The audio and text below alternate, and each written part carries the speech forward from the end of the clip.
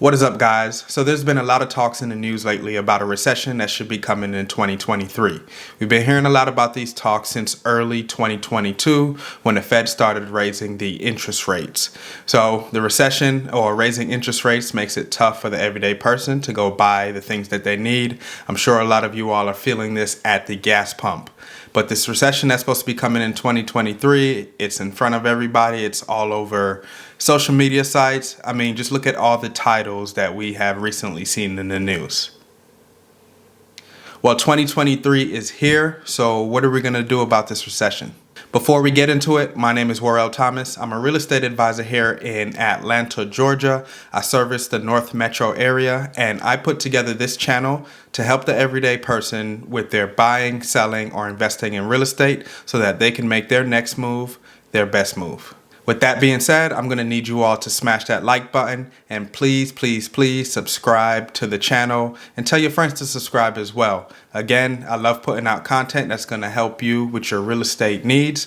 And the more you share the content, the more you like and interact with it, and the more you subscribe, the more people would be able to see it. All right, back to today's topic where we're going to be talking about the 2023 recession. And I'm going to give you one thing that you can do to prepare. So before we get into it, let's define what is a recession. So dictionary.com describes a recession as a period of temporary economic decline during which trade and industrial activity are reduced, generally identified by a fall in GDP in 2 successive quarters. So I don't know if that made any sense to you, but to put it in layman's term, it's just a period of time where things get tough for the everyday person. So typically in a recession, you have inflation where things are a little bit more expensive. You get people being laid off of jobs, so they're not spending as much money. And then that creates a lot of fear throughout the economy where everybody's just kind of on the sidelines, not really spending money because things are more expensive and they're a little bit worried about the future. So typically a recession would last anywhere between a year and 18 months. Now, of course, this isn't the first recession that America has seen, and most of us are familiar with the 2008 crash, which did affect a lot of people, but that's not the only recession that America has seen as well. Actually, recessions are a common part of the economy. You typically have your ups and your downs. So this isn't anything new, but there are things that we can do to help us get through the recession so it doesn't affect us as much or we don't lose everything. What bothers me the most about recessions is that you typically see that the rich get richer while the poor get poorer. So here are a couple stats that'll help you understand why a recession affects the poor and the middle class the most. Did you know that 63% of Americans live check to check? And that's according to Lending Club. And 56% of Americans can't cover an emergency if it costs $1,000 or more. And that's according to CNBC. Now those two are scary because if you have one hiccup, then your whole life can go spiraling down. And typically during a recession, you have people losing jobs and things becoming more expensive.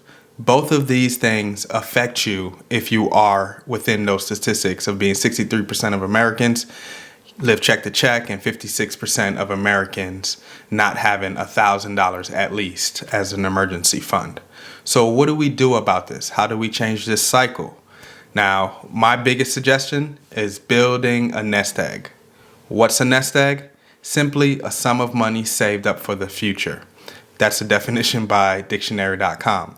It can't get much clearer than that, but you definitely need a nest egg to help you for unclear time.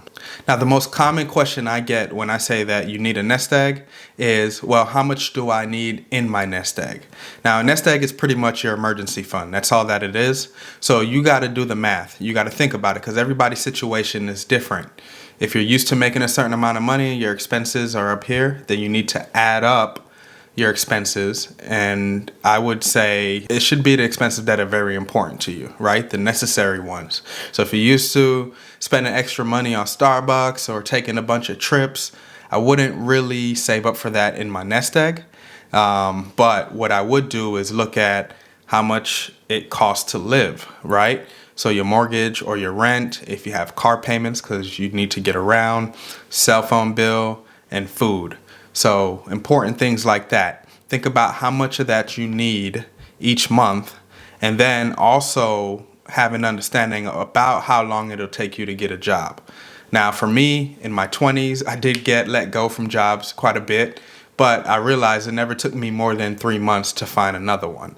So in my situation, or my situation back then, what I would have done was say, okay, how much money do I need to live for about 3 to 6 months? Then I'm going to go hard and try to save that amount of money to have as a nest egg. So just in case something happens, I will be able to at least survive without having to lose anything or make irrational decisions until I get my next job.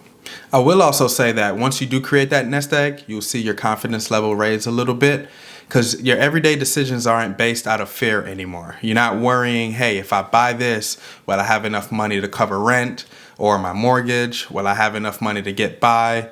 What if I lose my job? What am I going to do next? You already kind of have those answers because you have that nest egg and you know you have that cushion to be able to protect you if that time does come. Now, I have 3 ways for you to start building your nest egg. They're very simple, and the first one is to save more money.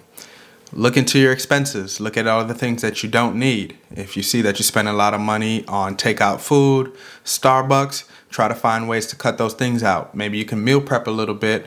Maybe you can stop drinking as much coffee, and that's going to help you cut out a habit as well. So save as much money as possible, and I would say go hard at this until you hit your nest egg goal. Number 2, and that's simply make more money. Now, I know I say simply as if it's the easiest thing in the world, but if you start focusing on something, typically you'll start getting results in that path. So I would say if you're working a regular 9-to-5 job or just any job, one way to increase your pay is to start doing a better job at it. So start trying to master what you do, show your bosses that you really care, and work towards trying to get a raise. See if you can put in some extra hours at work. Ask, is there anything else that I can help with to make a little bit of extra money? Outside of that, if you're not able to make that extra money at your primary job, start looking into secondary jobs. Right now there's a lot of remote work that's available. A lot of people do need help. Pick up a second shift. Just find different ways or different gigs to be able to put that extra money in your pocket. And again, go hard at this until you build up your nest egg. I did this back in 2019. I went really hard to save up a good bit of money. One thing I really learned is that when you have a specific focus and you have a goal, you will do what it takes to be able to hit that goal. And last but not least, your tax returns. Think about what you're going to do with that money. I know a lot of times people say, I don't have extra cash. I never have extra money coming in. But your tax returns shouldn't be money that you already have plans for. So I would say this year, whatever you typically use your tax dollars for, sacrifice on that. Put it in that nest egg so that you have money to save yourself for a rainy day or a recession like they're talking about that's coming in 2023. So a little fun fact, back in 2008, if a lot of people did have a certain size nest egg, they would have never lost as much as they did lose, because everything is always good until them bills come due and you can't pay them.